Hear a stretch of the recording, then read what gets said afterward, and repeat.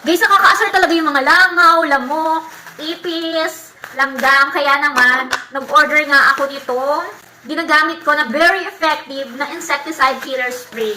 So, eto nga siya guys, yung killer spray po siya. Meron siyang kasamang spray. Ayan, 500 ml na po ito. Dalawa na nga po yung in-order ko dahil kapag naubos nga po itong isa is meron pa akong nakatagong isa para mag-order uli ang above na to kasi hindi pwedeng wala nito B. Dahil ayoko makakita ng ipis, lamok, langaw, langgam dito nga sa bahay namin dahil nakaka-assert sila B. Kapag meron ka nga nito B, wala kang makikita ang pag-alagalang ipis dyan at lamok dyan. Makikita mo mga tulog sila B.